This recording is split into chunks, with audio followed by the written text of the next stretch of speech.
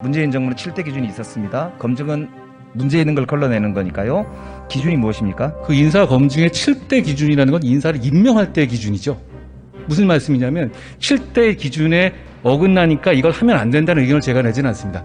그것을 7대 기준에 어긋나니까 임명을 안 하는 것, 그것은 이제 임명권자의 문제 아니겠습니까? 그런데 지난 정부에서는 7대 기준이 지켜지지 않지 않았습니까?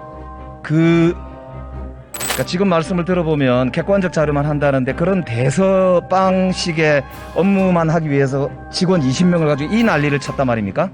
제가 오히려 역으로 말씀드리고 싶은 거는 그 정도의 객관적 투명한 업무를 하는데 이렇게까지 반대하시는, 이미 출범이 2달이 지난 데까지 이렇게까지 반대하시는 이유를 저는 이해하기 어렵습니다. 시간이 다 돼서 제가 다음에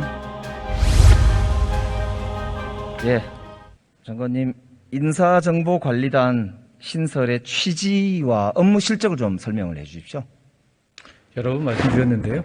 그동안 민정수석실에서 관장해온 인사검증 업무 일부를, 그러니까 객관적인 1차 검증을 해서 판단 없이 제공하는 1차 업무를 법무부 인사검증단을 만들어 신설해서 부여한 것이고요. 그 취지는 여러 번 말씀드린 것처럼 음성적으로 청와대에서 전담해오던 인사검증 업무를 부처의 통상 업무로 루틴화시켜서 그것을 투명화 객관성을 높이겠다는 취지입니다. 그리고 과거의 경우에는 기록이 전혀 안 남아 있지 않습니까? 과거 정부가 수만 건 인사검증을 했을 텐데요. 그때 그 기록이 하나도 안 남아 있을 겁니다. 그런데 이제부터는 저희가 이 연속성 있는 부처의 업무가 되기 때문에 인사검증 관련한 자료가 보존되게 되는 그 큰 변화라고 생각합니다. 업무 실적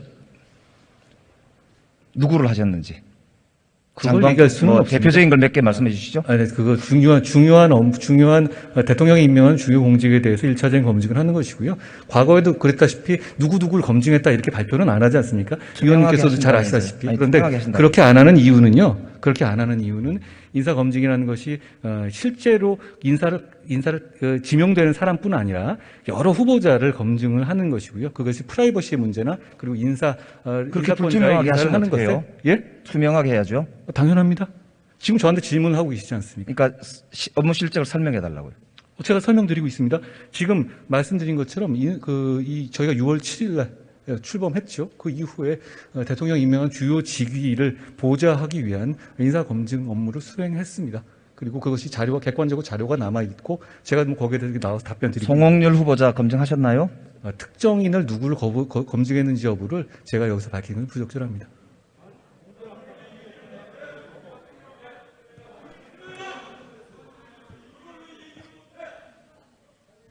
장관님, 네. 1차 검증의 뜻이 무엇입니까? 그러니까 윤석열 정부의 인사검증 책임자는 누구이고 어느 부서입니까? 최종적으로 보면 인사 검증을 해서 그 자료를 가지고 인사를 하는 것은 당연히 대통령실입니다. 저는 거기에서 대통령실이 어디입니까? 대통령실이 어디라는 말씀은 무슨 말씀이시죠? 그 부서가 있을 거 아닙니까? 공직기강 비서관실 겁니다. 민정수석실이 옛날에 있었던 거 말이죠. 지금 수석만 없어졌지 거기서 하는군요. 공직기강 그러면 옛날에 있었던 것처럼 거기가 책임자라면 거기서 치안이라든가 왜 검찰을 인사정보관리단을 만드셨죠? 없어졌죠? 만든 이유가 뭡니까? 무슨 말씀이시죠? 윤석열 정부의 인사검증 책임자가 공직기강 비서관이라고 말씀하시는데 그렇다면 인사정보관리단의 설립 필요성이 뭐냐고요? 지금 민정수석실에서 밀실에서만 관장하던 내용을 부처의 루틴 업무를 뽑아서 저희가 지금 1차적인 것을 의견을 달지 않고 객관적인 자료를 해서 제공하는 것이니까요. 분산과 견제의 효과가 분명히 있는 것이죠. 객관적인 자료만 모은다는 것은 대서소 비슷한 건가요? 언론에 검색하면 나오는 거 좀 하는 겁니까? 뭘 하는 겁니까? 취지가 아니고요. 저 위원님께서도 민정비서를 해보셨으니까 잘 아시겠지만 기본적으로 인사검증의 로 데이터들은 이제 있죠. 몇백 가지 해보지 않습니까?